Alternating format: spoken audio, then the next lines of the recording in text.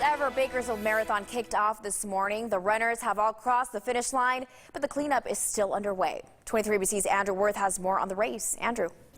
Yeah, Gracia, I can only imagine that today many runners were thinking one down, many more to go, and that's probably the same thing that event staff was thinking tonight as the first ever Bakersfield Marathon successfully and safely came to an end.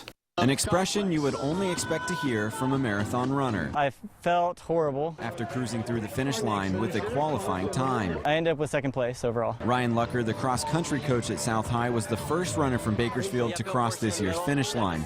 He says overall the race went pretty well, just certain things out of his control made it a little harder. The heat, I'd say, is probably the worst thing ever, not to mention the hill going up.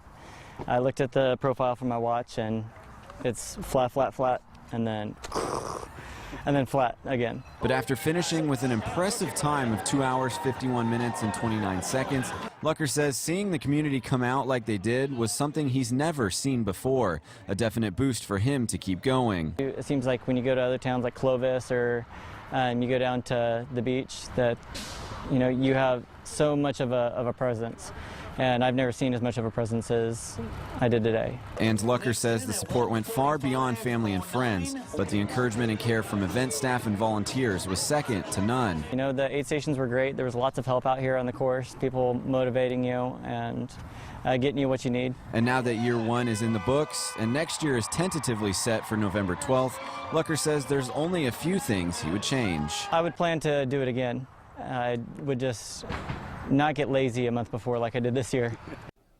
And Gracie, an interesting fact about this year's marathon is actually that some of the runners today qualified for the Boston Marathon time-wise for 2018, but unfortunately it's not a guaranteed spot that they will get selected. In the Live Center, back to you.